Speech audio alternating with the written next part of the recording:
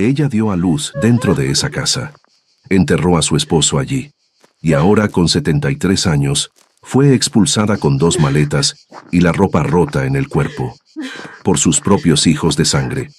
Los 3, con trajes planchados al milímetro, no dijeron una sola palabra.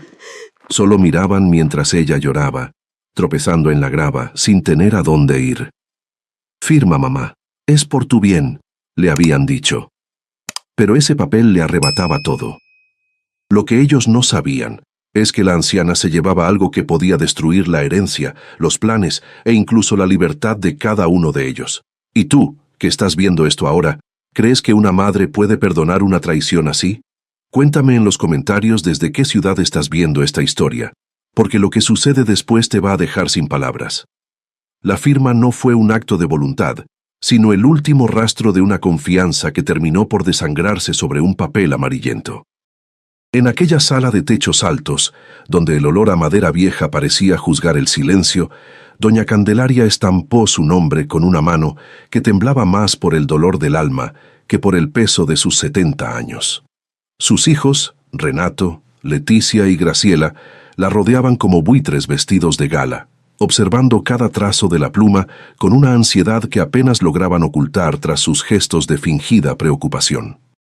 No había en sus ojos rastro de la gratitud por la leche que los alimentó ni por las noches de vela sobre sus fiebres infantiles. Solo existía el hambre de una herencia que consideraban suya por derecho de cuna.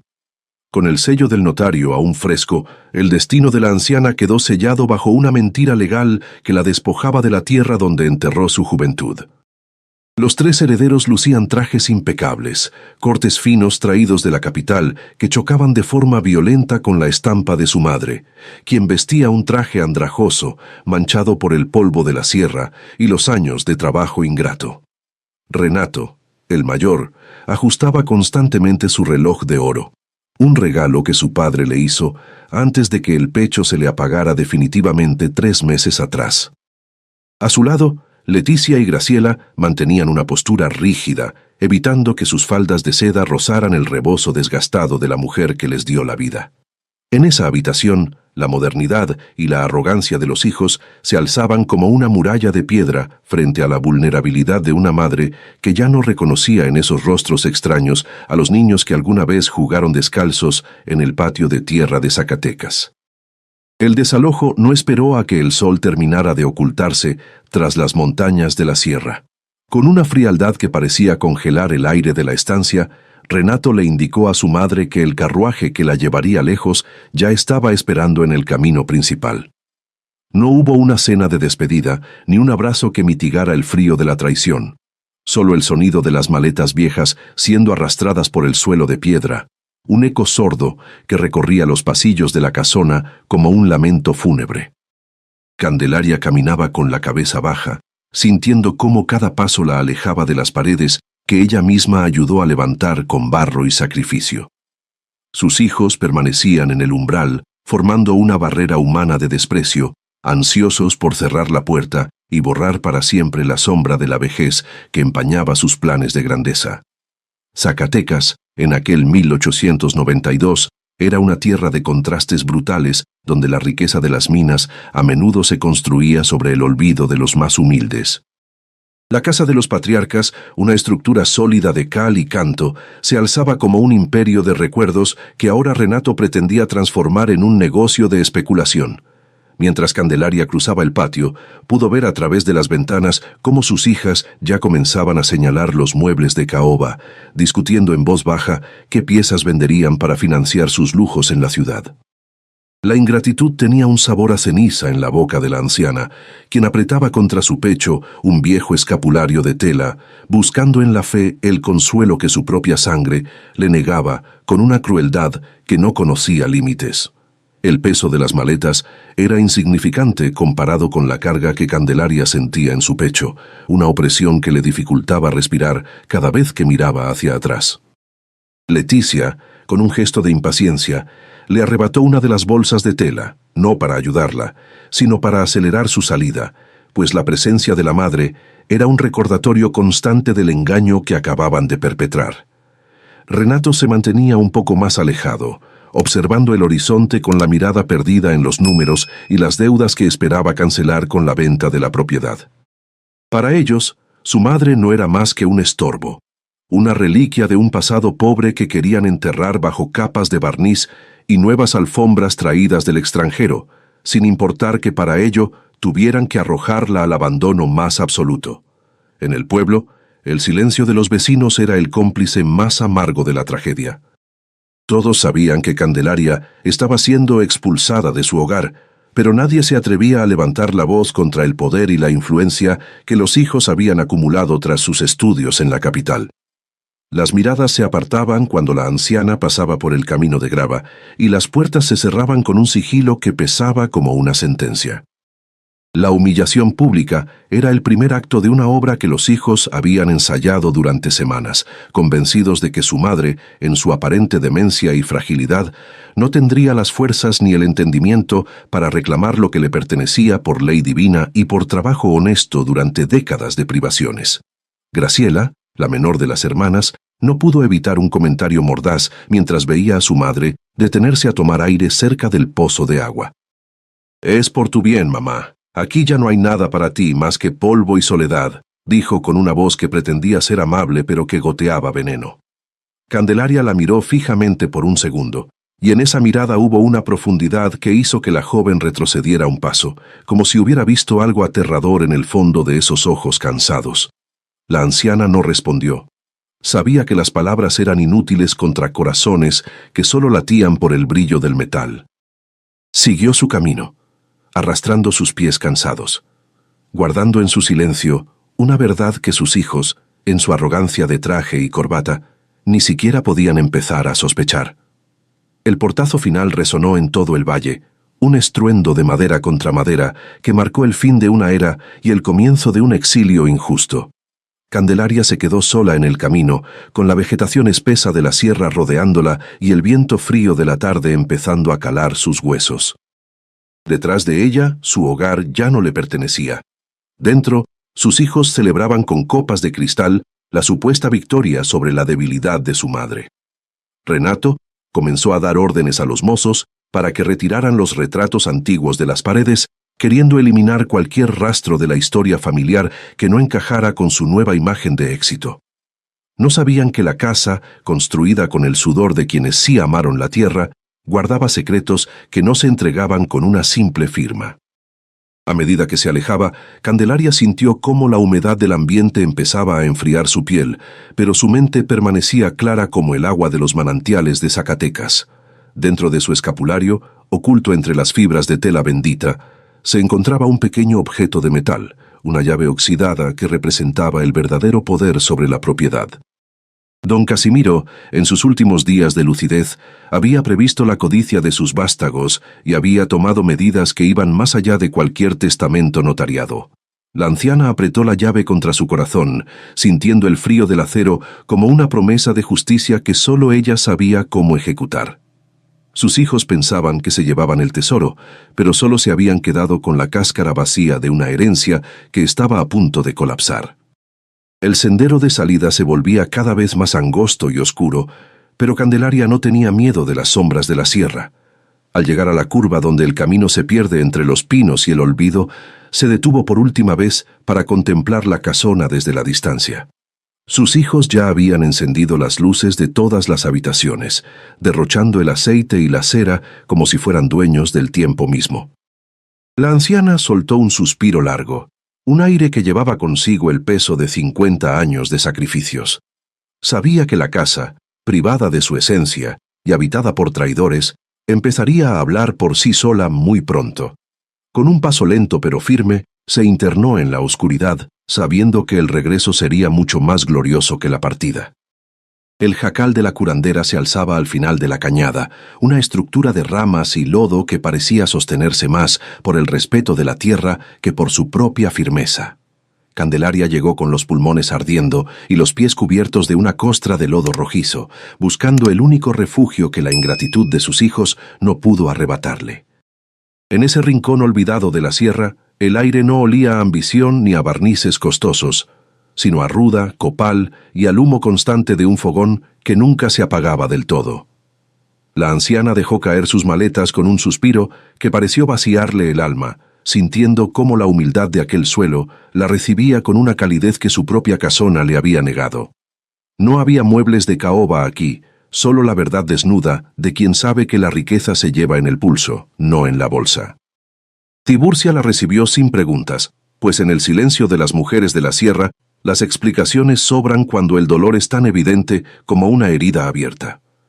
Con un gesto seco, le señaló un catre de cuerdas tensas y le acercó un jarro de barro lleno de agua fresca, observando las manos temblorosas de su amiga con una severidad que escondía una compasión antigua.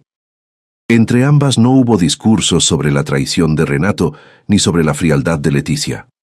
El crujir de las ramas al quemarse fue el único comentario necesario ante la desgracia que acababa de ocurrir en la casona. Candelaria bebió el agua lentamente, sintiendo el frío del barro en sus labios, mientras su mente regresaba inevitablemente a las habitaciones que ahora estaban siendo profanadas por la codicia ciega. Mientras tanto, en la casona, Renato se servía una copa de coñac con la parsimonia de quien se cree dueño absoluto del tiempo y del espacio. Sus dedos, acostumbrados a la suavidad del papel moneda, recorrían los bordes del escritorio de su padre con una curiosidad que rápidamente se transformaba en desesperación. Buscaba el rastro de las llaves, el sonido de un cajón falso, cualquier indicio que lo llevara a las riquezas que los rumores del pueblo juraban que don Casimiro guardaba bajo llave. La luz de las lámparas de aceite proyectaba su sombra contra la pared, una figura alargada y voraz que parecía querer devorar la habitación entera. El primer sorbo de alcohol no le trajo paz, sino una agudeza nerviosa que lo impulsaba a mirar bajo cada alfombra. Leticia y Graciela recorrían la cocina con una eficiencia cruel, vaciando los frascos de especias y tirando a la basura las hierbas que Candelaria había recolectado con tanta paciencia. Para ellas, el olor a orégano, canela y lavanda no era más que el hedor de la pobreza que querían erradicar de su nueva vida aristocrática. Discutían sobre la necesidad de contratar servidumbre de la ciudad, personas que no supieran nada de su pasado y que no las miraran con el reproche silencioso de la sierra. El sonido de los platos estrellándose contra el fondo del barril era el único lenguaje que entendían en ese momento, una sinfonía de destrucción que pretendía borrar décadas de historia familiar. No se daban cuenta de que estaban desechando la única protección que la casa les ofrecía contra la melancolía. El aire en el pasillo principal comenzó a sentirse denso, como si las paredes de piedra caliza estuvieran reteniendo el aliento ante la furia de los nuevos dueños. Renato sintió una opresión repentina en el pecho, un pinchazo de ansiedad que le dificultaba mantener el pulso firme mientras intentaba forzar la cerradura de una alacena antigua. El sudor le perleaba la frente y su traje de lana, tan elegante hace apenas unas horas, empezaba a asfixiarlo como una mortaja demasiado ajustada. La frustración crecía en su interior como un animal hambriento, pues cada rincón que registraba solo le devolvía polvo y objetos sin valor comercial. El silencio de la casa ya no era una ausencia de ruido, sino una presencia sólida y burlona. Graciela se detuvo frente a un gran espejo de marco dorado, observando su reflejo con una satisfacción que se desvaneció al notar una mancha de humedad que crecía rápidamente en la esquina superior.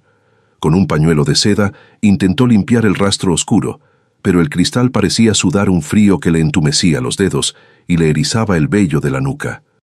Al fondo, escuchó un crujido metálico que no supo identificar, una vibración que recorrió el suelo de madera y que hizo tintinear las copas de cristal. Era el sonido de la estructura ajustándose a la ausencia de Candelaria, un movimiento casi orgánico que hacía que la casona pareciera estar encogiéndose. La joven apartó la mirada del espejo, sintiendo que por un instante su propio rostro se había visto marchito.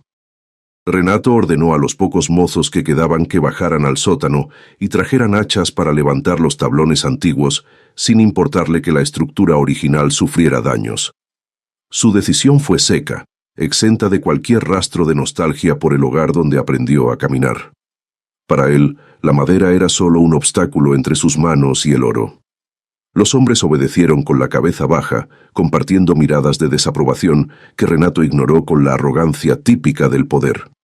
El estruendo de los primeros hachazos rompió la quietud de la tarde, un sonido violento que pareció herir la tierra misma. En cada golpe se reflejaba la impaciencia de un hombre que debía más de lo que poseía. En el jacal de Tiburcia, Candelaria observaba el juego de las sombras sobre la pared de lodo, manteniendo sus manos entrelazadas sobre el regazo en una quietud casi pétrea. El aroma de la manzanilla empezaba a inundar la pequeña estancia, trayendo consigo un respiro de calma, que la anciana aceptó con gratitud. Tiburcia le acercó un plato de frijoles negros y una tortilla recién salida del comal, alimentos sencillos que en ese momento le supieron a gloria. El mundo exterior, con sus deudas y sus ambiciones de grandeza, parecía quedar muy lejos de ese refugio donde la vida se medía por el ritmo de la respiración. Aquí, la dignidad no necesitaba de trajes de seda para sostenerse.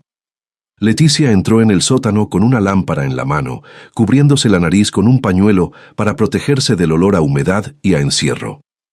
La luz danzante de la llama revelaba una mancha oscura en el centro del piso, una marca en forma de cruz que parecía haber sido grabada por el tiempo. El frío en esa habitación era distinto al de la superficie. Era una temperatura que calaba los huesos y que hacía que cada palabra sonara como un eco. Al fondo de la estancia, una caja de hierro fundido, parcialmente enterrada, brillaba débilmente bajo la luz, atrayendo la mirada de la mujer con una fascinación hipnótica. Renato y Graciela bajaron poco después, sintiendo que el aire se volvía insuficiente. El primer intento de mover la caja fue inútil, pues el metal parecía estar anclado a la roca viva de la sierra con una fuerza sobrenatural. Renato soltó una maldición que el eco multiplicó en las paredes húmedas, mientras sus hermanas observaban con rostros pálidos y respiraciones entrecortadas. De repente, un silencio absoluto cayó sobre el sótano, una ausencia total de sonido que los obligó a escucharse a sí mismos, a sus propios miedos. Fue en ese vacío sonoro donde escucharon un murmullo que no venía de sus gargantas, sino que parecía brotar de las mismas grietas de la piedra, un susurro que llamaba a Renato. El pánico empezó a filtrarse por sus ropas elegantes, mientras la oscuridad parecía cerrarse sobre ellos. El eco del susurro en el sótano se extinguió tan pronto como el pavor se instaló en las pupilas de los tres hermanos, dejando tras de sí un frío que parecía emanar de las mismas costras de salitre en las paredes. Renato, intentando recuperar una hombría que se le escapaba entre los dedos sudorosos, apretó los puños y ordenó a sus hermanas que guardaran silencio, aunque el único ruido era el de sus propias respiraciones agitadas. La lámpara de aceite proyectaba sombras caprichosas que parecían dedos largos queriendo alcanzar la caja de hierro fundido, ese objeto inamovible que se burlaba de sus títulos y sus modales refinados. La avaricia, que antes era un motor de planes brillantes, se transformaba ahora en una angustia sorda que les recorría la espalda, recordándoles que en esa casa de piedra siempre hubo rincones donde la luz de la razón nunca lograba penetrar del todo. En el jacal de Tiburcia, la quietud del monte era un bálsamo que Candelaria aceptaba con la resignación de los justos, mientras desgranaba unas mazorcas con movimientos lentos y precisos. El sonido rítmico de los granos al caer en el canasto de mimbre era la única música necesaria para acallar el tumulto de recuerdos que amenazaba con desbordarse en su pecho. A diferencia de sus hijos, ella no necesitaba de lujos ni de validaciones externas para reconocer el valor de su existencia. Cada grano de maíz representaba un año de lucha y una verdad que permanecía intacta a pesar del despojo. Tiburcia, sentada en un rincón sombrío, observaba a su amiga con una mirada que traspasaba la piel, reconociendo en Candelaria esa fuerza ancestral que no se quiebra ante la injusticia de la sangre, sino que se endurece como la encina bajo el rayo. La frustración de Renato alcanzó un punto de ebullición cuando, tras intentar apalancar la caja una vez más, sintió un crujido no en el metal, sino en sus propios tendones, un dolor seco que lo obligó a soltar la barra de hierro con un grito sofocado.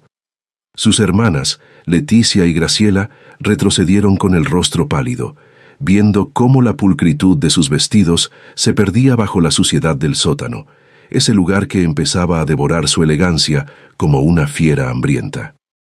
El dolor en la muñeca de Renato no era solo físico. Era el primer aviso de que su cuerpo, criado en la molicie de la ciudad, no estaba preparado para el peso de los secretos que su padre había enterrado. Se miró las manos manchadas de óxido y tierra, dándose cuenta de que el brillo de su reloj de oro no servía para iluminar el pozo de sombras donde se habían hundido. Afuera, la sierra de Zacatecas se extendía como un mar de picos oscuros bajo un cielo que empezaba a cargarse de nubarrones, presagiando una tormenta que limpiaría el polvo de los caminos. El viento, cargado con el aroma de la tierra mojada y el pino, soplaba con una fuerza que hacía gemir las estructuras de madera de las casas humildes que rodeaban la propiedad de los patriarcas. Los pocos habitantes que se atrevían a salir a esas horas caminaban con paso apresurado, evitando mirar hacia la casona, pues sentían que la atmósfera se había vuelto irrespirable desde que la anciana fuera expulsada. La naturaleza parecía estar tomando partido en una disputa que iba más allá de lo legal, preparando el escenario para un ajuste de cuentas que se gestaba en el mismo centro de la montaña, donde la piedra no perdona la ingratitud. Un estruendo repentino sacudió la cocina de la casona, el sonido de una viga de madera cediendo ante el peso de los años y el descuido, lo que provocó que una lluvia de polvo y escombros cayera sobre la mesa donde Leticia había dejado sus finos pañuelos. El choque de la madera contra el suelo de piedra fue como un trueno doméstico que hizo que el corazón de las mujeres saltara en sus pechos, recordándoles que la casa estaba viva y que no aceptaba con agrado la ausencia de su verdadera dueña. Graciela sintió que el aire se volvía más pesado, impregnado de un olor a moho y a tiempo estancado que parecía pegarse a su piel como una segunda capa de suciedad. Ninguna de las dos se atrevía a subir para inspeccionar el daño, pues temían que la estructura entera estuviera conspirando para dejarlas atrapadas en medio del desorden. Leticia, recuperando un poco de su altivez, sugirió a Renato que abandonaran el sótano por esa noche y que regresaran con herramientas más pesadas de la mina al día siguiente, tratando de ocultar el miedo que le hacía castañear los dientes. El silencio que siguió a su propuesta fue roto solo por el goteo constante de una filtración de agua que parecía marcar los segundos de una cuenta regresiva invisible. Renato asintió con un gesto brusco, incapaz de admitir que la caja de hierro lo había derrotado en ese primer asalto, y comenzó a subir las escaleras de piedra con un paso que ya no tenía la seguridad de antes. Al llegar a la superficie, la opulencia del salón principal le pareció por un instante una cáscara vacía, un escenario de cartón piedra que no podía ocultar la precariedad de su situación financiera y moral. En el pueblo, la figura de los hermanos se había convertido en un símbolo de la deshonra, y las pocas conversaciones que se mantenían en la cantina o en la plaza giraban en torno a la vileza de su acto. Los arrieros y los mineros, hombres de manos callosas y pocas palabras, compartían un sentimiento de rechazo que se manifestaba en silencios prolongados cada vez que veían el carruaje de los nuevos amos. Se decía en voz baja que el dinero de Renato estaba manchado por el sudor de otros y que su fortuna era tan frágil como el vidrio soplado ante la tempestad que se avecinaba. La exclusión social, aunque no fuera violenta, empezaba a tejer una red de aislamiento alrededor de la casona, dejando a los hijos de Candelaria prisioneros de su propio desprecio hacia la gente que siempre los conoció como niños. Renato se encerró en el despacho de su padre, rodeado de libros contables que revelaban una realidad mucho más sombría de lo que sus hermanas sospechaban. Una maraña de deudas y préstamos que amenazaba con devorar la propiedad entera en cuestión de meses. Sus ojos, enrojecidos por la falta de sueño y la obsesión, repasaban las cifras una y otra vez, buscando un margen de error que no existía en la lógica implacable de los bancos. La caja de hierro en el sótano era su última esperanza, el clavo ardiente al que se aferraba para no caer en la ruina pública que tanto temía desde que decidió vivir por encima de sus posibilidades en la capital. Cada vez que cerraba los ojos, el sonido del hacha golpeando el metal volvía a su mente como una pesadilla recurrente que le recordaba su propia impotencia ante el acero. Candelaria, sentada en el umbral del jacal, recordaba las advertencias que Casimiro le hizo antes de que el último aliento escapara de sus pulmones, palabras cargadas de una sabiduría que solo se adquiere cuando se ha visto el fondo del alma humana. Él siempre supo que la ambición de sus hijos sería su perdición, y que el secreto oculto en el sótano funcionaría como un espejo donde se verían reflejados en toda su miseria moral. La anciana acariciaba el escapulario con una ternura infinita, sabiendo que el tiempo de la verdad estaba madurando como los higos en la huerta, esperando el momento exacto para caer por su propio peso. No sentía odio, sino una profunda tristeza por la ceguera de quienes pensaban que el oro podía comprar la paz que solo da la integridad de una vida dedicada al trabajo. La noche terminó por devorar el paisaje, dejando solo la silueta de las montañas contra un cielo cargado de presagios, mientras la casona de los patriarcas permanecía en una penumbra inquietante. Candelaria se recostó en el catre, sintiendo cómo el cansancio del día la envolvía, pero su espíritu permanecía alerta, sintonizado con el latir de la tierra que tanto amaba. Sabía que sus hijos pasarían la noche en vela, atormentados por el ruido de las vigas y el peso de sus propias mentiras, mientras ella encontraba descanso en la humildad de un refugio que olía a esperanza. La justicia estaba en camino, no con el estruendo de los cañones, sino con el paso silencioso de quien conoce el camino de regreso al hogar, un sendero que solo se abre para aquellos que no han perdido el alma en el mercado de la codicia. La mañana en la sierra nació con un gris plomizo que parecía filtrar la luz a través de un tamiz de ceniza, envolviendo la casona en una penumbra que no lograba disiparse ni con las lámparas más potentes. Leticia se despertó con el cuerpo entumecido, sintiendo que las sábanas de seda que tanto había deseado ahora le resultaban frías y extrañamente pesadas sobre la piel. No había en el aire el aroma reconfortante a café y canela que su madre solía preparar. En su lugar, un vaho a encierro y a piedra húmeda se filtraba por las rendijas de la ventana, recordándole que el hogar se había convertido en un edificio vacío. Con cada movimiento, los huesos le protestaban, como si la misma estructura de la casa le estuviera devolviendo el desprecio que ella mostró al expulsar a la anciana hacia la inclemencia del monte. Renato regresó al sótano antes de que el primer gallo cantara, impulsado por una obsesión que le quemaba las entrañas y le nublaba el juicio. Sus manos, ahora cubiertas de ampollas reventadas y costras de óxido, se aferraron nuevamente a la palanca de acero con una desesperación que bordeaba la locura. No buscaba ya solo el oro para saldar sus deudas, sino que necesitaba derrotar a ese objeto inanimado que parecía resistirse con la misma terquedad silenciosa de su madre. Cada esfuerzo le arrancaba un gemido de los pulmones, pero la caja de hierro fundido permanecía impasible, anclada a la profundidad de la tierra, como si fuera el corazón mismo de la montaña. La oscuridad del sótano lo envolvía, recordándole en cada rincón que su autoridad de traje y corbata no tenía valor alguno frente a la herencia que se negaba a ser profanada por manos indignas. En el pueblo, el ambiente era de una hostilidad latente que Renato percibió en cuanto cruzó la plaza central para buscar herramientas más pesadas en la ferretería local. Los hombres que habitualmente le saludaban con una inclinación de sombrero, ahora se daban la vuelta o se concentraban intensamente en sus labores para no tener que reconocer su presencia. El silencio de la comunidad era un muro invisible que lo aislaba, una sentencia social que le recordaba que en Zacatecas la lealtad a la sangre era el único título que realmente importaba. Entró en el local con su paso arrogante, pero el encargado ni siquiera levantó la mirada del mostrador, dejando que el tiempo transcurriera en una quietud insultante que hacía que el brillo del reloj de oro de Renato pareciera una ofensa a la decencia del lugar. El dueño de la ferretería, un hombre de manos agrietadas por el trabajo honesto, le informó secamente que no había herramientas disponibles para él, ni ese día ni los siguientes. Renato sintió que la sangre se le subía al rostro, una mezcla de rabia y humillación que le hacía temblar la mandíbula mientras intentaba mantener una compostura que se desmoronaba por momentos.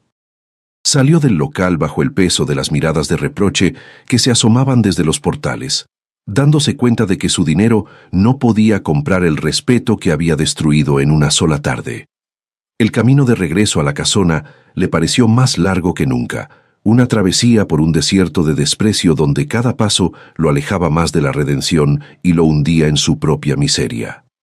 Mientras tanto, en la casona estalló el primer conflicto real entre los hermanos cuando Leticia, buscando un espacio para sus sombreros, encontró una carpeta oculta tras los libros de contabilidad de su padre. Al abrirla, sus ojos recorrieron con horror las cifras que detallaban la hipoteca secreta que Renato había firmado sobre la propiedad meses atrás. La mentira descubierta fue como un golpe físico que le quitó el aliento, revelando que el hermano en quien confiaba para recuperar su estatus social era el mismo que los estaba hundiendo en la ruina. El papel amarillento, con los sellos bancarios que marcaban el plazo vencido, se convirtió en el arma de una traición interna que fracturaba para siempre la alianza de los herederos, exponiendo que la codicia no solo los había enfrentado a su madre, sino también entre ellos mismos.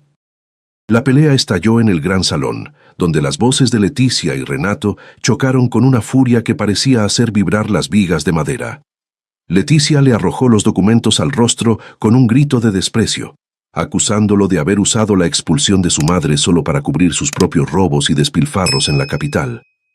Renato, acorralado por la verdad, intentó defenderse con excusas vagas sobre inversiones fallidas, pero su voz ya no tenía la autoridad de antes, y sus ojos evitaban la mirada inquisidora de su hermana.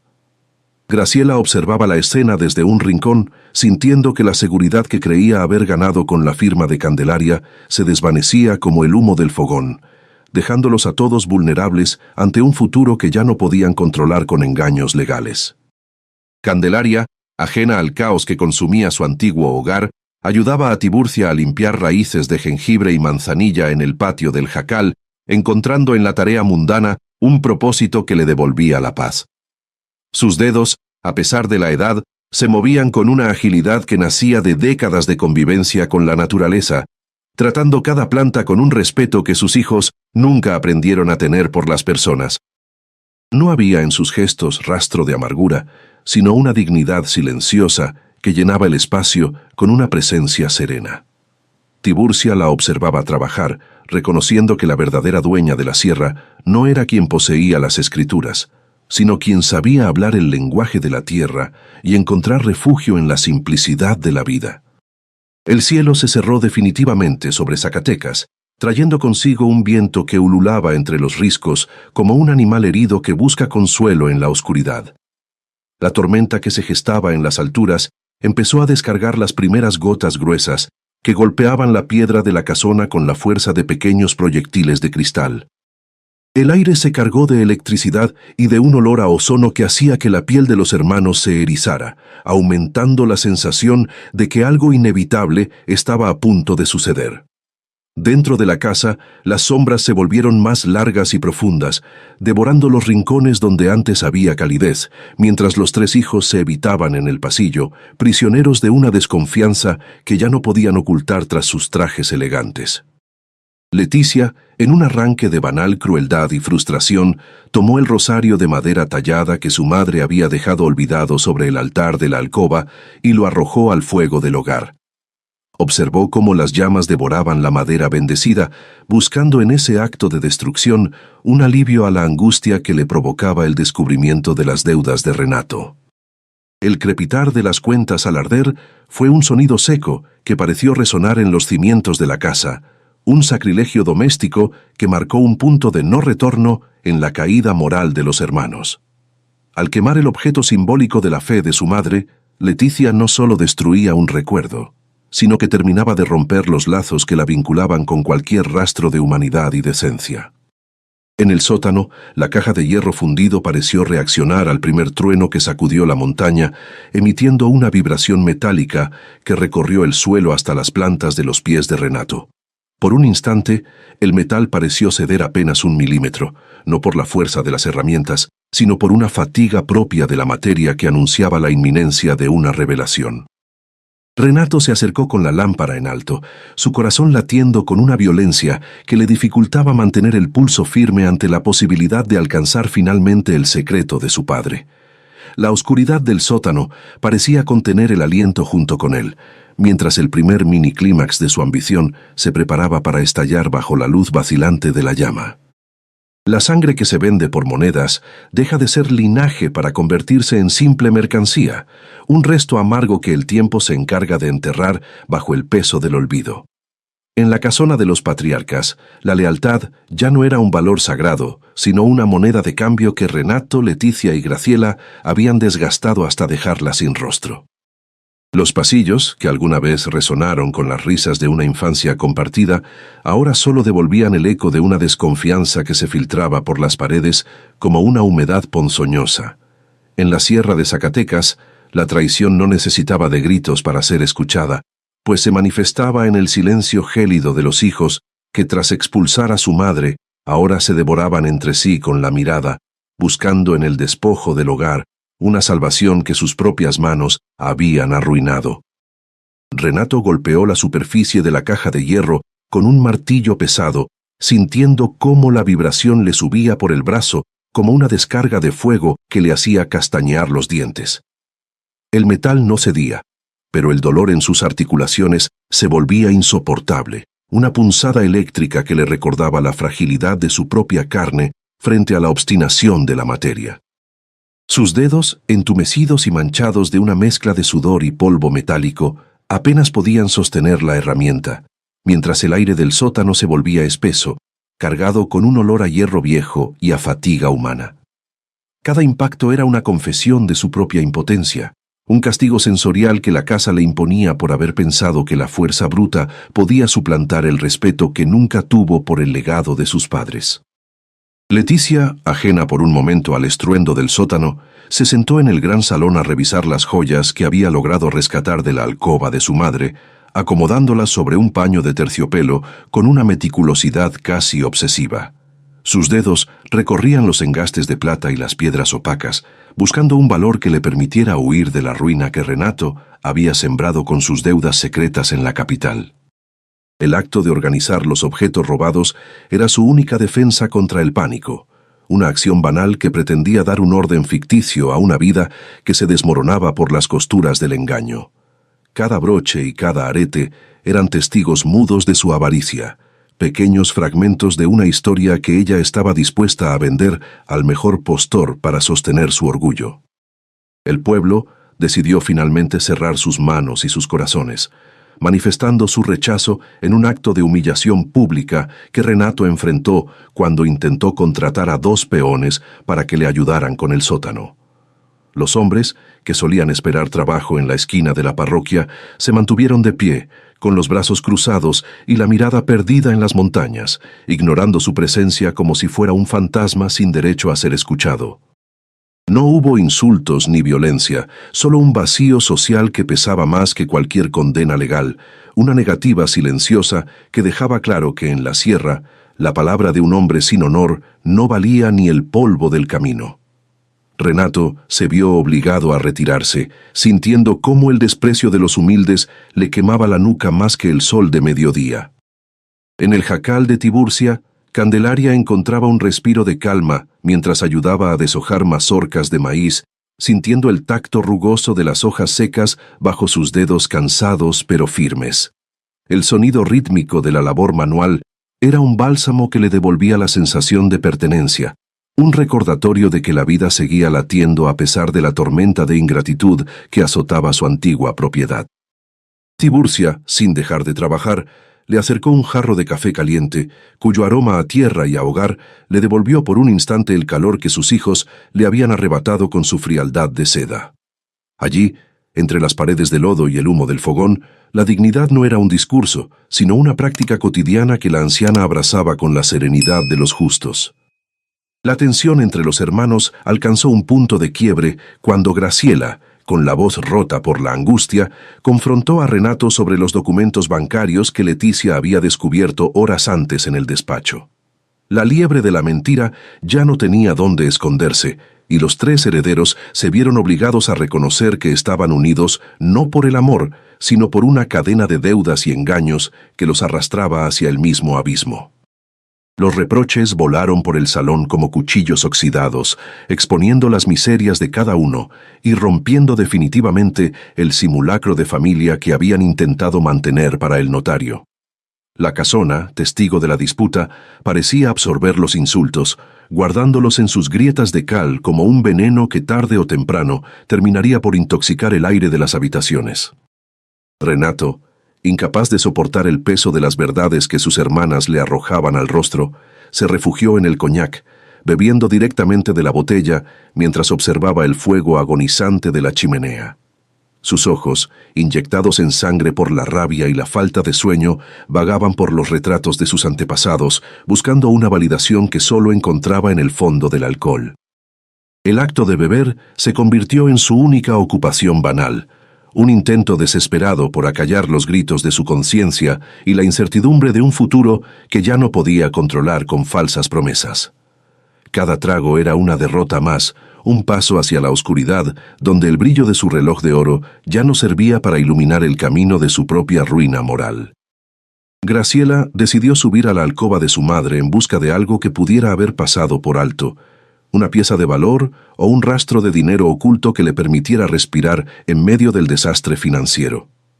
Al entrar en la habitación, el silencio la envolvió de forma repentina, una quietud tan absoluta que pudo escuchar el latir de su propio corazón contra las costillas.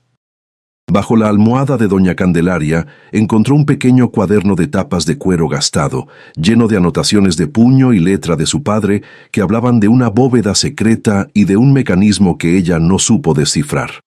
El shock de la revelación la dejó paralizada, sintiendo que por primera vez estaba frente a algo real que superaba sus ambiciones superficiales de vestidos y lujos capitalinos. La atmósfera en la casona cambió de forma drástica, volviéndose pesada y cargada de una amenaza invisible que parecía acechar desde las sombras de los pasillos largos.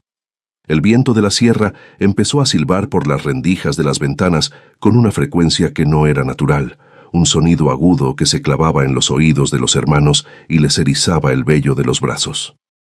Leticia cerró las cortinas con violencia, intentando bloquear el mundo exterior, pero la sensación de que alguien los observaba desde la oscuridad de la montaña era más fuerte que cualquier tela de terciopelo. La casa ya no era un refugio, sino una trampa de piedra donde la memoria de la madre expulsada empezaba a manifestarse en cada crujido y en cada ráfaga de aire helado. Renato regresó al sótano impulsado por la nueva información que Graciela le había entregado, llevando consigo una lámpara cuya llama bailaba con una nerviosidad que reflejaba su propio estado de ánimo. Al llegar frente a la caja de hierro, notó que la mancha en forma de cruz sobre el suelo de piedra parecía haber crecido, extendiendo sus brazos oscuros hacia los bordes de la estancia. El aire allí abajo era ahora gélido, un frío que no pertenecía a la sierra de Zacatecas, sino que parecía brotar de un tiempo muy antiguo que se negaba a ser olvidado. Con un gesto de temor y esperanza, Renato extendió la mano hacia el mecanismo, sintiendo que en ese instante su vida entera pendía de un hilo que estaba a punto de romperse definitivamente. El metal de la caja no cedió ante la fuerza bruta, sino ante el roce accidental de un dedo sobre una pequeña muesca oculta tras una capa de suciedad y tiempo. Renato, con la respiración convertida en un silbido ronco, sintió como una pequeña placa de hierro se deslizaba para revelar una cerradura minúscula, tan fina que parecía diseñada para la llave de un juguete y no para un cofre de tal envergadura. El descubrimiento no le trajo alivio, sino una nueva oleada de ansiedad que le hizo temblar las manos con una intensidad que casi le obliga a soltar la lámpara. La oscuridad del sótano parecía comprimirse alrededor de la pequeña luz, mientras el hombre se daba cuenta de que toda su arrogancia y sus herramientas de minero eran inútiles ante la sutileza del secreto que su padre había custodiado con tanto celo durante décadas de silencio. Leticia permanecía en el salón, rodeada por el lujo vacío que ella misma había ayudado a saquear, sintiendo que el aire de la casona se volvía cada vez más irrespirable. El olor de las cuentas del rosario ardiendo todavía flotaba en el ambiente, una fragancia dulce y rancia que se le pegaba a la garganta como un reproche físico que no podía tragar. Se miró las manos, ahora manchadas por el hollín del sacrilegio, y por un instante vio en ellas las manos de una desconocida, alguien cuya ambición había borrado cualquier rastro de la niña que alguna vez buscó refugio en el regazo de doña Candelaria. La soledad de la casa privada de la presencia protectora de su madre, se manifestaba en cada sombra que bailaba en las paredes de cal, recordándole que el despojo absoluto suele empezar por el alma mucho antes de llegar a los bolsillos. Graciela, por su parte, seguía absorta en el cuaderno de su padre, leyendo líneas que hablaban de una justicia que no conocía de tribunales ni de abogados capitalinos. Don Casimiro había escrito sobre la tierra de Zacatecas no como una propiedad, sino como una deuda que solo los corazones limpios podían cancelar sin perderse en el intento. Las palabras, trazadas con una caligrafía firme y serena, parecían advertirle que el verdadero tesoro de la familia no estaba hecho de metal, sino de una verdad que podía destruir a quien intentara usarla con fines egoístas. La joven sintió un escalofrío que nada tenía que ver con el clima de la sierra, dándose cuenta de que la firma de su madre era solo el inicio de un laberinto legal y moral del que ninguno de ellos saldría ileso. En la plaza del pueblo, la indiferencia de los vecinos se transformó en una barrera infranqueable cuando Leticia intentó comprar provisiones básicas en el almacén de Ramos Generales. El encargado, un hombre que había crecido bajo la sombra de la generosidad de los patriarcas, se limitó a limpiar el mostrador con un trapo viejo, manteniendo la vista baja mientras le informaba que se habían quedado sin existencias para gente de fuera. No hubo necesidad de gritos ni de confrontaciones. El vacío social era una sentencia que la excluía de la comunidad que alguna vez la llamó por su nombre con cariño. Caminó de regreso a la casona bajo el peso de ese silencio colectivo, sintiendo que el brillo de sus sedas era una mancha de vergüenza que todos en el valle de Zacatecas podían identificar a leguas de distancia. Candelaria, sentada a la mesa de Tiburcia, comía un plato de sopa humeante con la parsimonia de quien no tiene prisa por alcanzar el futuro, porque ya ha hecho las paces con el pasado. El sabor del caldo, cargado de hierbas del monte y de la honestidad de un hogar que no pedía nada a cambio, le devolvía las fuerzas que el desalojo le había arrebatado momentáneamente. Entre bocado y bocado, intercambiaba miradas de entendimiento con la curandera, sabiendo que el tiempo de la verdad estaba madurando con la misma paciencia con la que el maíz se seca al sol. No sentía la necesidad de preguntar qué ocurría en su antigua casa. La tierra misma parecía enviarle señales en cada ráfaga de viento, confirmándole que el mecanismo de la justicia ya se había puesto en marcha de forma irreversible. Un sonido metálico seco y profundo resonó en los cimientos de la casona, un clac que no fue escuchado con los oídos, sino sentido en los huesos por los tres hermanos. Renato, en el sótano, vio cómo la tapa de la caja de hierro se levantaba apenas unos milímetros, liberando un suspiro de aire estancado que olía a papel viejo y a un tiempo que ya no existía. La resistencia del metal había terminado, pero la victoria del hombre se sentía amarga, como si el objeto hubiera decidido abrirse no por su esfuerzo, sino porque ya no tenía sentido seguir guardando lo que estaba a punto de ser revelado. El sudor le caía por las sienes, mezclándose con el polvo del sótano, mientras extendía los dedos hacia la abertura, con un temor que superaba por mucho a su codicia inicial. Dentro de la caja no brillaba el oro de las minas, ni se amontonaban las monedas de plata que Renato esperaba encontrar para salvarse de la bancarrota que lo acechaba. Lo que sus ojos descubrieron, bajo la luz vacilante de la lámpara de aceite, fue un fajo de documentos envueltos en una tela de lino blanco, perfectamente conservados a pesar de la humedad del sótano. Con manos temblorosas, desató el nudo y extendió el primer papel, sintiendo cómo el frío del sótano se intensificaba hasta volver sus nudillos blancos. Era la fe de propiedad original de la tierra, un documento que invalidaba cualquier cesión posterior realizada bajo engaño o coacción, firmado no solo por don Casimiro, sino por una autoridad que Renato pensaba haber sobornado meses atrás en la capital. La arquitectura de la casa pareció reaccionar al descubrimiento, con las vigas de madera emitiendo crujidos que sonaban como risas ahogadas en la oscuridad de los pisos superiores. Leticia y Graciela bajaron al sótano, atraídas por el silencio antinatural de su hermano, encontrándolo arrodillado frente a la caja abierta con una expresión de derrota que no supieron interpretar al principio. Al ver los papeles esparcidos sobre el suelo de piedra, Leticia sintió que el mundo se le escapaba bajo los pies, comprendiendo que la seguridad que creían haber comprado con la traición era tan volátil como el polvo que flotaba en el aire. La realidad de su situación se les impuso con la fuerza de un derrumbe. No eran dueños de nada, solo ocupantes ilegales de una historia que nunca les perteneció realmente. Renato intentó destruir los documentos, acercándolos a la llama de la lámpara en un acto de desesperación final, pero el papel parecía resistirse al fuego, chamuscándose apenas por los bordes sin llegar a arder del todo. Era como si la voluntad de su padre estuviera imbuida en la celulosa, protegiendo la verdad contra el último intento de manipulación de un hijo que ya no tenía honor que perder. Las hermanas lo miraban con horror, dándose cuenta de que la ruina no era solo financiera, sino legal y pública. El secreto de la caja no era una herencia de riqueza, sino una trampa de justicia divina que los dejaba expuestos ante la ley de los hombres y la ley de la tierra. La traición había completado su círculo, volviéndose contra quienes la engendraron con una precisión quirúrgica y despiadada. Candelaria, desde el umbral del jacal de Tiburcia, observó cómo una estrella fugaz cruzaba el cielo negro de Zacatecas, marcando el fin de una jornada y el inicio de un nuevo orden. Guardó la pequeña llave en su escapulario, sabiendo que el objeto ya había cumplido su propósito sin necesidad de ser introducido en ninguna cerradura física por su propia mano. La conexión entre ella y su hogar seguía intacta, un hilo invisible que le decía que las paredes de piedra ya estaban expulsando a los traidores con la misma fuerza con la que la tierra rechaza la semilla que no ha sido plantada con amor. Se retiró a descansar con una paz que sus hijos nunca conocerían, mientras el eco de la justicia empezaba a resonar con fuerza en cada rincón de la sierra.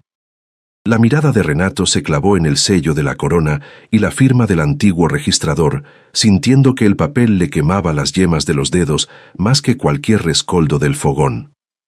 Aquella fe de propiedad original no era solo un documento, era el acta de defunción de sus ambiciones y el recordatorio de que su padre siempre estuvo un paso por delante de su codicia. El silencio en el sótano se volvió tan denso que parecía una presencia física, una sombra que le apretaba la garganta y le impedía articular palabra frente a sus hermanas.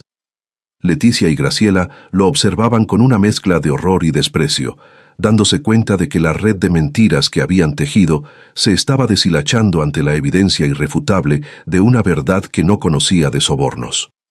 La casona, con su peso de piedra y cal, parecía ahora una tumba de la que no podían escapar. Leticia se llevó las manos a la cara, sintiendo que la seda de sus mangas le irritaba la piel, un contacto que antes era motivo de orgullo y que ahora le recordaba la precariedad de su estatus. Su mente viajó rápidamente hacia las deudas que la esperaban en la capital, hacia los acreedores que no tendrían piedad una vez que la noticia de su desahucio se extendiera por los salones que ella solía frecuentar. La humillación no era algo abstracto, sino un frío que le recorría la espina dorsal y le nublaba la vista, haciéndole comprender que la expulsión de su madre había sido el primer paso hacia su propia perdición. El lujo que la rodeaba se sentía ahora como un escenario de teatro barato, una fachada que estaba a punto de derrumbarse bajo el peso de la ley y el juicio implacable de la sierra zacatecana. Graciela permanecía inmóvil junto a la escalera de piedra, observando cómo su hermano intentaba en vano ocultar los documentos tras su espalda, un gesto infantil y desesperado que solo aumentaba su sentimiento de desprotección. Ella había sido la que más insistió en la necesidad de modernizar la casa, de borrar el rastro de la vejez de Candelaria, y ahora se encontraba prisionera en una estructura que parecía conocer todos sus pecados. El aire en el sótano olía a hierro y a miedo, una combinación que le revolvía el estómago y le hacía desear estar en cualquier otro lugar, lejos de la mirada acusadora de los retratos de sus antepasados.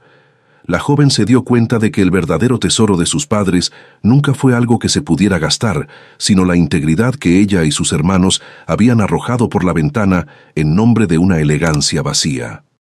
Afuera, bajo la luz mortecina de una tarde que se negaba a despejar, los habitantes del pueblo observaban la casona con una mezcla de curiosidad y rechazo absoluto, comentando en voz baja sobre la extraña quietud que reinaba en la propiedad. Nadie se acercaba a ofrecer ayuda, ni siquiera los arrieros que solían detenerse a beber agua en el pozo de la entrada. Para ellos, los hijos de Candelaria habían dejado de existir en el mapa de la decencia humana. El aislamiento era una muralla invisible pero infranqueable, un castigo que la comunidad imponía a quienes habían roto el pacto sagrado de la piedad filial en una tierra donde la familia lo era todo. Cada ventana cerrada y cada puerta atrancada en el valle de Zacatecas era un voto de silencio contra la injusticia que se había cometido 3 meses atrás, un juicio silencioso que pesaba más que cualquier sentencia judicial. Renato intentó recuperar el control de sus nervios, ordenando a sus hermanas que subieran al salón y guardaran absoluto silencio sobre lo que habían visto en la caja de hierro fundido.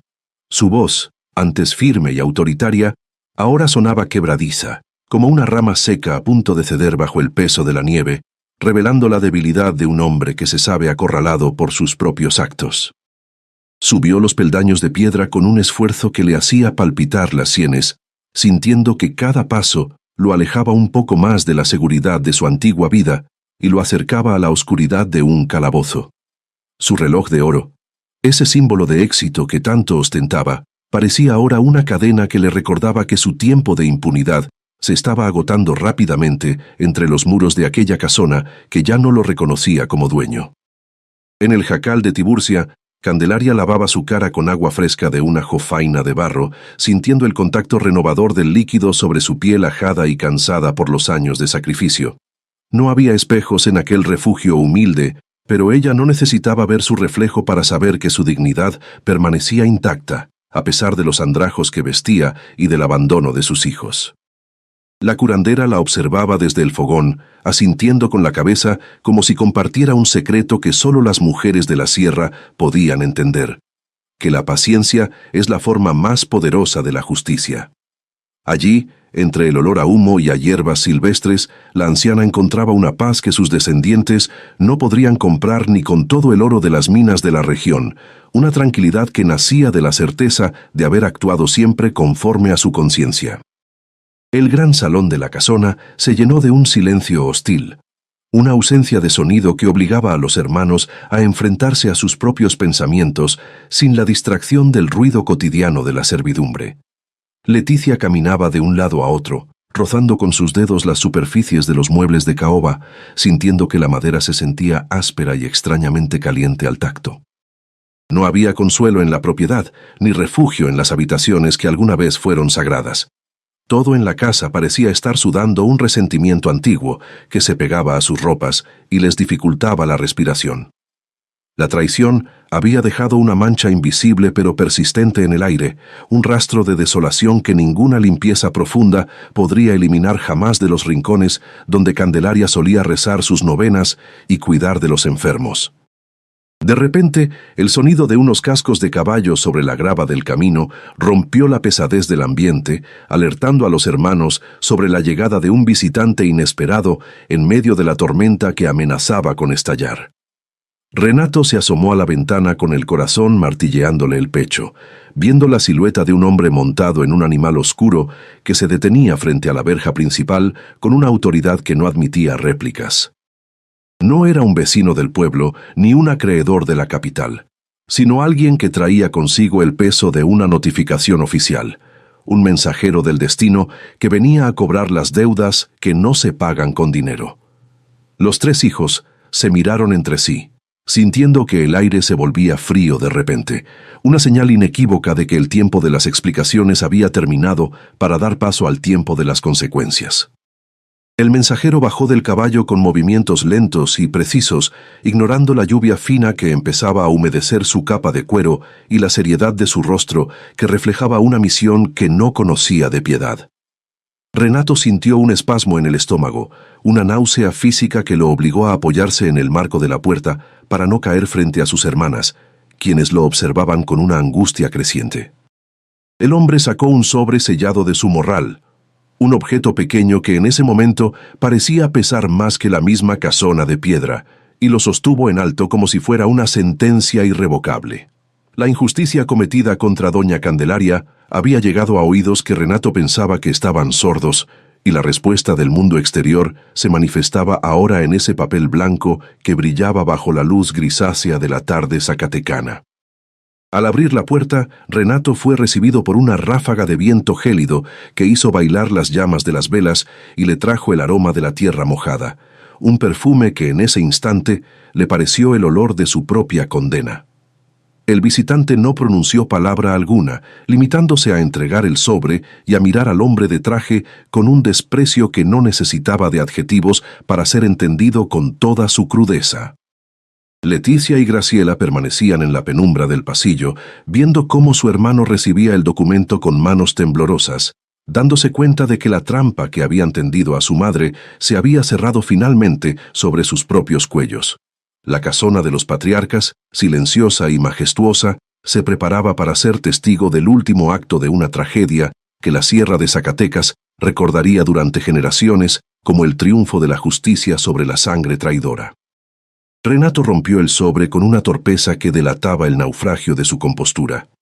La carta, escrita con la caligrafía gélida y precisa de un juzgado de distrito, no hablaba de deudas negociables, sino de un proceso criminal por falsificación y fraude procesal. El nombre de su padre, don Casimiro, aparecía mencionado no como un ancestro protector, sino como la fuente de una legitimidad que Renato había intentado profanar con su pluma mentirosa.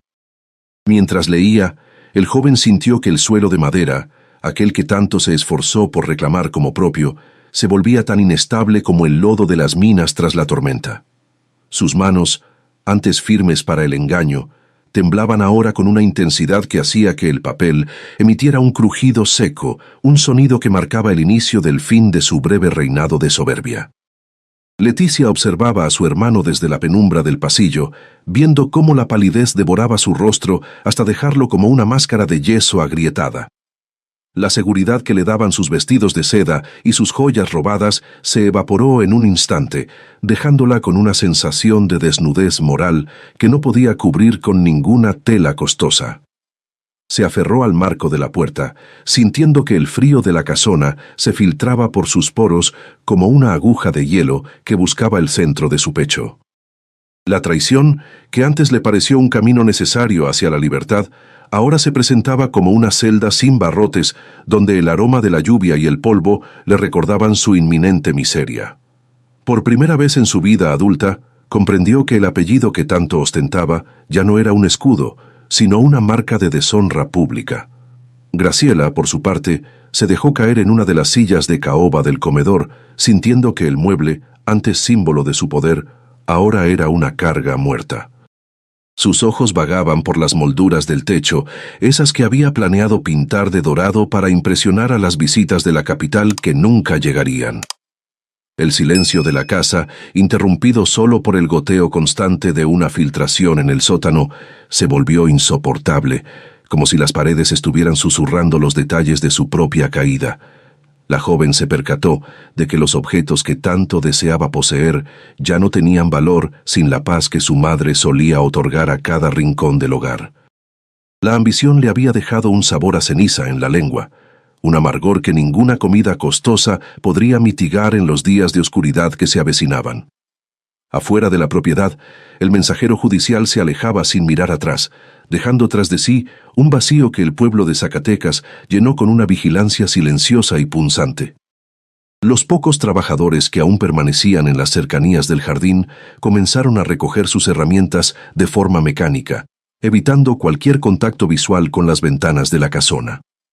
El rumor de la notificación legal se extendió por el valle con la rapidez de un incendio en pasto seco, cerrando las últimas puertas que aún permanecían entreabiertas para los hijos de doña Candelaria.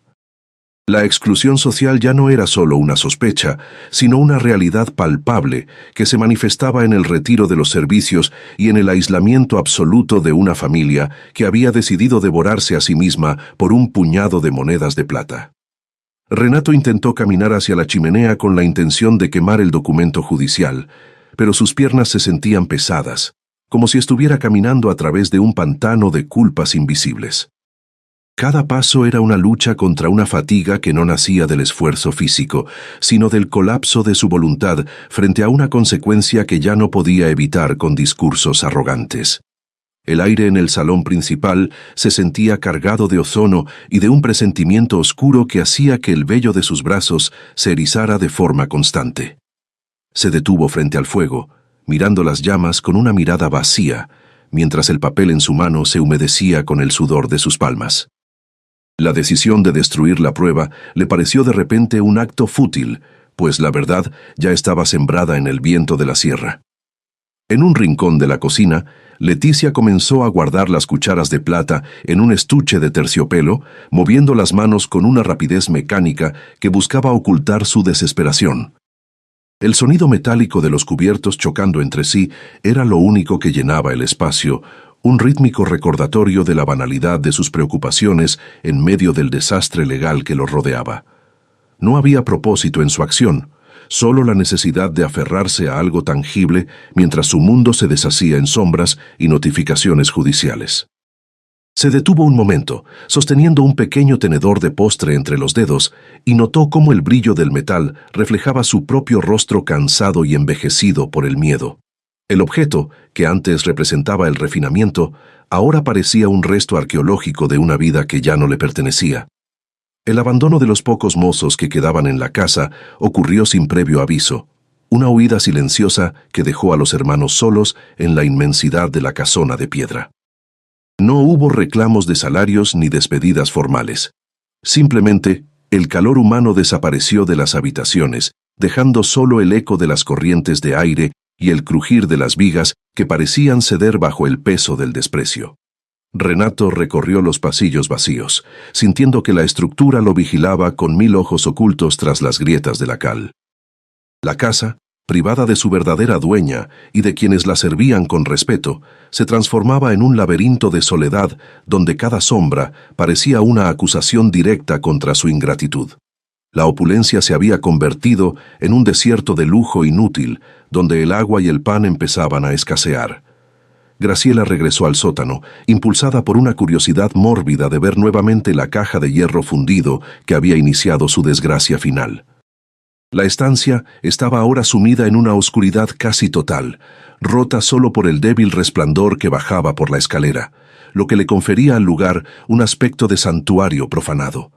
La joven se sentó en el último escalón, mirando la mancha en forma de cruz en el suelo, y sintió un frío que no pertenecía al clima de Zacatecas, sino a un juicio ancestral que emanaba de la tierra misma.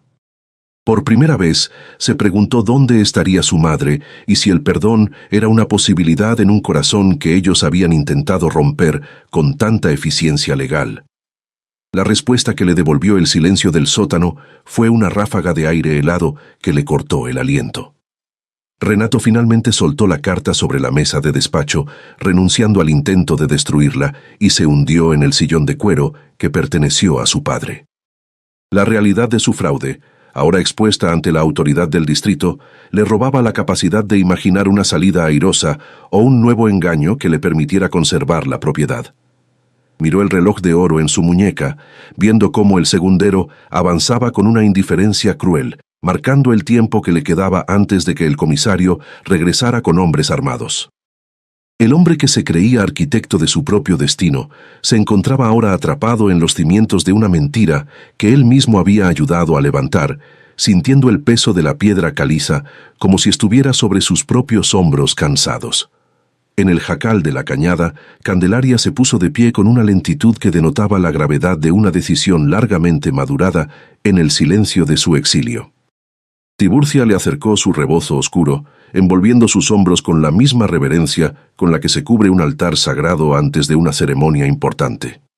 La anciana no necesitaba que nadie le explicara el contenido del sobre judicial que acababa de llegar a la casona. Ella podía sentir en su propia sangre el alivio de una deuda que empezaba a cancelarse. Miró hacia la cima de la montaña, donde la silueta de su antiguo hogar se recortaba contra los relámpagos, y dio el primer paso hacia el camino de grava. La tormenta estaba en su punto máximo, pero su corazón latía con la calma de quien sabe que la verdad ya no puede ser contenida. El estruendo de los cascos de los caballos del destacamento de policía se mezcló con el rugido de los truenos, anunciando que la justicia de los hombres finalmente había alcanzado las puertas de la casona. El comisario, un hombre de rostro curtido por el sol de Zacatecas y ojos que habían visto demasiadas bajezas humanas, desmontó con una calma que resultaba más aterradora que cualquier grito. No venía solo. Lo acompañaba un secretario del juzgado y dos guardias armados, cuyas siluetas se recortaban contra el cielo eléctrico como jueces implacables de una moral olvidada. Renato, observando desde la ventana superior, sintió que el aire se volvía de plomo, comprendiendo que el tiempo de las artimañas legales y los sobornos bajo la mesa había llegado a su fin absoluto bajo la lluvia torrencial. Dentro del salón, Renato intentó un último acto de desesperación, arrojando los documentos que había extraído de la caja de hierro hacia el fuego de la chimenea, pero el destino parecía tener otros planes. La humedad de la tormenta se había filtrado por el tiro de la casa, y las llamas, apenas un rescoldo moribundo, solo lograron chamuscar las esquinas del papel antes de que un golpe violento en la puerta principal hiciera que el hombre retrocediera con el rostro desencajado. El secretario del juzgado entró con un paso que no conocía la duda, extendiendo una orden de aprehensión y desalojo inmediato por los delitos de fraude, falsificación y despojo agravado.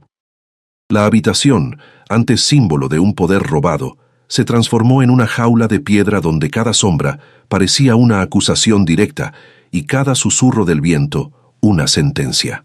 Leticia, en un arranque de banalidad desesperada, intentó ocultar las joyas de su madre dentro del forro de su abrigo de piel, moviendo sus dedos con una rapidez frenética que rayaba en la locura. Sus ojos vagaban por la estancia buscando una salida que no existía, mientras el sonido de las botas de los guardias sobre el suelo de madera resonaba como un tambor de guerra en sus oídos. El brillo del oro y la plata, que antes le daba una seguridad ficticia, ahora se sentía como un peso muerto que delataba su propia miseria moral ante los ojos de la ley. Se detuvo en seco al ver su reflejo en el gran espejo de la entrada. Su rostro, antes altivo y cuidado, lucía ahora como el de una extraña consumida por una ambición que no le dejó nada más que cenizas y desprecio. En las afueras de la propiedad, una pequeña multitud de habitantes del pueblo se había congregado a pesar de la tormenta, permaneciendo en un silencio sepulcral que resultaba más hiriente que cualquier insulto. Los mineros y las mujeres del mercado observaban con los brazos cruzados, sus rostros iluminados intermitentemente por los relámpagos, esperando el momento en que la justicia devolviera el equilibrio a la sierra. No había odio en sus miradas, sino una indiferencia gélida, la decisión colectiva de borrar de su memoria a quienes habían traicionado la sangre que los alimentó. El aislamiento social se había completado, y para el pueblo de Zacatecas, los hijos de doña Candelaria ya eran solo sombras errantes en una tierra que no admite la ingratitud como moneda de cambio entre sus hombres. El comisario comenzó a leer la orden judicial con una voz profunda que llenaba cada rincón del salón, detallando cómo la investigación en la capital había revelado la red de mentiras tejida por Renato para despojar a su madre. Cada palabra era un clavo más en el ataúd de la reputación de los hermanos, exponiendo no solo el fraude inmobiliario, sino también las deudas criminales que Renato había ocultado incluso a sus propias hermanas. Leticia y Graciela escuchaban con horror, dándose cuenta de que el hermano al que ayudaron a traicionar a su madre también las había traicionado a ellas, llevándolas a la ruina bajo la promesa de una riqueza que nunca existió. La unidad de los traidores se rompió definitivamente allí mismo, bajo la luz mortecina de las velas que se extinguían una a una. Renato sintió que el pecho se le oprimía con una fuerza insoportable, un dolor agudo que le recorría el brazo izquierdo y le dificultaba mantener el equilibrio frente al comisario. El sudor frío le empapaba la camisa de seda y su visión empezó a nublarse, viendo cómo las paredes de la casona parecían cerrarse sobre él, como si la estructura misma estuviera cobrando vida para expulsarlo. Sus piernas, antes firmes y seguras, temblaban de forma incontrolable, obligándolo a apoyarse en el escritorio de su padre para no colapsar frente a la mirada de desprecio de los guardias.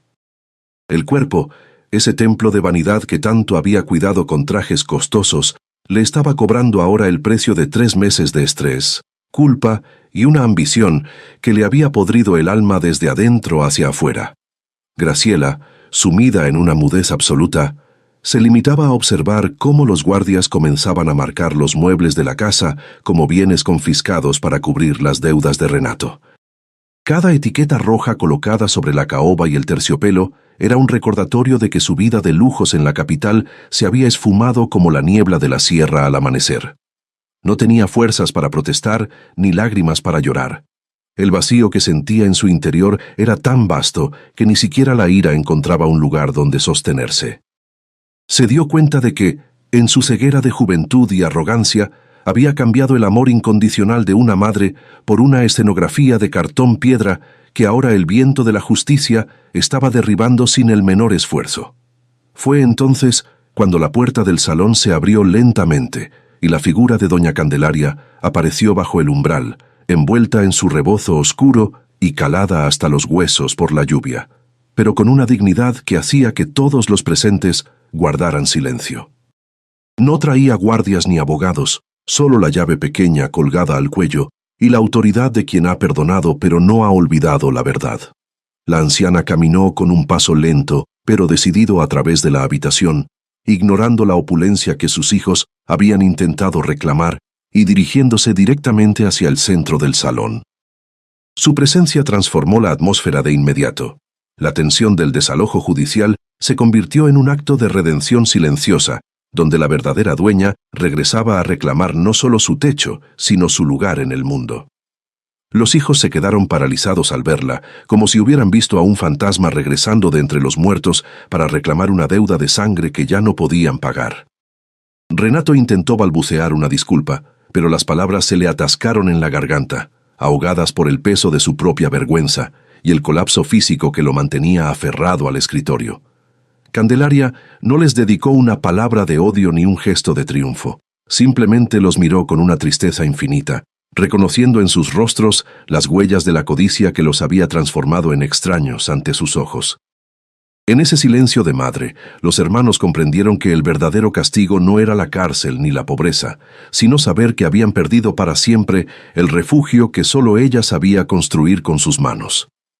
El comisario, con un gesto de respeto, le hizo una inclinación de cabeza a la anciana y ordenó a los guardias que escoltaran a los hijos fuera de la propiedad para el traslado al juzgado de distrito. Los tres hermanos, con sus trajes ahora arrugados y sus rostros marcados por la derrota, fueron llevados hacia la salida bajo la mirada implacable de los vecinos que esperaban en la verja.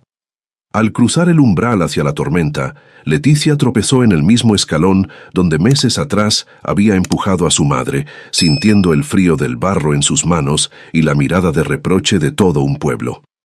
La casona quedó finalmente en silencio, recuperando su aliento bajo el cuidado de la única mujer que la amó por lo que representaba y no por lo que valía en el mercado de la traición. El silencio que se instaló en la casona tras la partida del destacamento no era el vacío de la soledad, sino la quietud de un cuerpo que finalmente expulsa un veneno que lo estaba consumiendo desde las entrañas. Doña Candelaria caminó por el gran salón, escuchando cómo el crujir de las maderas parecía un saludo de bienvenida de viejos amigos que regresan después de un largo viaje por la oscuridad. Se sentó en su silla de mimbre, aquella que Renato había intentado tirar al fuego, y sintió el respaldo contra su espalda como un abrazo que la tierra le devolvía por su lealtad inquebrantable. Las nubes de la sierra empezaron a abrirse, dejando que los últimos rayos de sol bañaran los muebles de caoba con una luz dorada que no sabía de hipotecas ni de deudas, sino de la simple y profunda paz de lo que es justo. En la celda húmeda de la jefatura de distrito, Renato se despojó del saco de su traje de seda, que ahora lucía manchado por el lodo y el sudor de su propia derrota moral. El reloj de oro, aquel símbolo de su arrogancia, le fue retirado por un guardia de manos callosas, dejándole solo el tic-tac imaginario de una vida que se le escapaba entre los dedos. Sus hermanas, Leticia y Graciela, permanecían en un rincón de la estancia común, con los vestidos desgarrados y el espíritu roto por la comprensión de que su ambición las había dejado más huérfanas que la muerte de su padre. Ya no había salones en la capital, ni banquetes de lujo esperándolas. Solo quedaba el frío del cemento y el eco de sus propias voces recriminándose una traición que el tiempo no se encargaría de borrar. La vida en la sierra de Zacatecas retomó su pulso lento y constante, con el murmullo de los manantiales y el susurro de los pinos volviendo a ser los protagonistas de la jornada. Candelaria dedicó sus mañanas a reconstruir el jardín que sus hijas habían intentado profanar, sembrando con sus propias manos las semillas de lavanda y ruda que Tiburcia le había regalado como símbolo de su regreso. No había en sus gestos rastro de amargura, sino la serenidad de quien ha visto el fondo del abismo y ha decidido que la luz es la única herencia que vale la pena conservar. Los vecinos, que antes se apartaban al ver el carruaje de los hijos, ahora se detenían en la verja para ofrecerle una palabra amable o un cesto de frutas, reconstruyendo el tejido social que la codicia había intentado desgarrar. Una tarde de octubre, mientras el viento soplaba con una suavidad que olía a cosecha, Candelaria encontró una pequeña caja de madera oculta tras el retrato de don Casimiro que los guardias no habían llegado a tocar. Al abrirla, no halló monedas de oro ni joyas preciosas, sino una serie de cartas que su marido le había escrito durante sus viajes a las minas, palabras cargadas de un amor sencillo que los hijos nunca llegaron a comprender. Aquellas hojas de papel eran el verdadero tesoro de la familia, el testimonio de una vida construida sobre la confianza y el esfuerzo compartido que ningún abogado podía embargar, ni ningún traidor podía reclamar como propio. La anciana leyó cada línea con una sonrisa, sintiendo que la presencia de su compañero llenaba nuevamente las habitaciones con un calor que no necesitaba de chimeneas encendidas. Renato fue sentenciado a varios años de trabajos forzados en las mismas minas que él pretendía explotar con su soberbia, aprendiendo finalmente el valor del sudor y la dureza de la piedra que su padre tanto respetó. Sus manos, antes suaves y cuidadas con ungüentos costosos, se llenaron de callos y cicatrices, marcas físicas de una redención que llegaba tarde, pero con una fuerza pedagógica implacable. Desde el fondo de la tierra, miraba hacia la luz que se filtraba por el túnel y recordaba el rostro de su madre, dándose cuenta de que la mayor fortuna que tuvo la había despreciado por un espejismo de poder capitalino. Sus hermanas terminaron trabajando en un convento de la capital, lavando suelos y sirviendo a los pobres, encontrando en la humildad el único camino para acallar el ruido de su antigua vanidad. La casona de cal y canto volvió a ser un faro de hospitalidad para los viajeros y para los necesitados de la región, recuperando el espíritu de generosidad que los patriarcas habían sembrado durante 50 años de convivencia. Doña Candelaria abrió las puertas de la cocina para que el aroma del café y el pan recién horneado inundara el camino de grava, borrando para siempre el olor a encierro y a miedo que la traición de sus hijos había dejado en el ambiente. La anciana comprendió que el secreto no era la llave ni la fe de propiedad, sino la capacidad de mantenerse firme en la verdad cuando todo lo demás parece desmoronarse bajo el peso de la injusticia humana. Su fuerza no nacía del odio hacia quienes la expulsaron, sino del amor profundo hacia la tierra que la vio nacer y que finalmente la reclamó como su única y legítima dueña. El paso de las estaciones trajo consigo una calma que se asentó en los huesos de Candelaria como un bálsamo reconfortante, permitiéndole envejecer con la gracia de los árboles milenarios de la sierra. A veces, al caer la tarde, se sentaba en el umbral a observar cómo las nubes jugaban con los picos de las montañas, recordando con una punzada de tristeza a los niños que alguna vez jugaron en ese mismo patio. No les deseaba mal, pero sabía que el perdón no significaba ignorar las consecuencias de sus actos y que cada uno debía cargar con el peso de su propia conciencia en el largo camino de la existencia. La soledad no le pesaba, porque en cada rincón de la casa sentía el palpitar de una vida que había recobrado su sentido y su propósito original. Tiburcia la visitaba con frecuencia, compartiendo infusiones y silencios que decían más que 1000 discursos sobre la naturaleza del destino y la fragilidad del corazón de los hombres. Entre las dos mujeres se había forjado un vínculo que trascendía la amistad, una hermandad nacida en la adversidad que las mantenía conectadas con los misterios de la sierra y la sabiduría de los antiguos. La curandera le recordaba siempre que la justicia divina tiene sus propios tiempos, y que lo que parece una derrota a menudo es solo la preparación para una victoria mucho más profunda y duradera. Candelaria asentía, sabiendo que su regreso a la casona no era solo un triunfo legal, sino la restauración de un orden sagrado que sus hijos nunca debieron haber intentado romper. El brillo del sol sobre las montañas de Zacatecas se convirtió en la verdadera moneda que la anciana atesoraba cada día, una riqueza que no se podía robar ni se podía perder en los despachos de los notarios. Al final de su vida, Candelaria no recordaría los meses de despojo ni el frío del jacal, sino la satisfacción de haber protegido el legado de Casimiro para las generaciones que supieran valorar la tierra con respeto. Su historia se convirtió en una leyenda local, contada por los arrieros y las mujeres del mercado como un recordatorio de que la sangre no siempre obliga a la lealtad, pero que la verdad siempre encuentra el camino de regreso al hogar. La casona permanecía allí, sólida y majestuosa, como un monumento a la dignidad de una mujer que supo esperar su momento con la paciencia de las piedras. Cuando el sol terminó de ocultarse tras el horizonte, dejando un rastro de colores púrpura y naranja en el cielo de 1892, Candelaria cerró los ojos y suspiró con una paz que ya nada podría perturbar. El ciclo se había cerrado. Las deudas estaban pagadas y el secreto de la caja de hierro fundido ya no era una carga, sino una lección de vida que permanecería grabada en los cimientos de la propiedad. La anciana se retiró a su alcoba, la misma donde vio partir a su marido y donde ella misma esperaba el momento de reunirse con él, sabiendo que su paso por el mundo había dejado una huella de justicia y valor. En el silencio de la noche zacatecana, solo se escuchaba el latir rítmico de la tierra, un sonido antiguo que confirmaba que la casa, finalmente, descansaba en las manos correctas. ¿Y tú? ¿Crees que el perdón de una madre tiene límites o hay traiciones que ni el tiempo puede curar? Cuéntanos en los comentarios.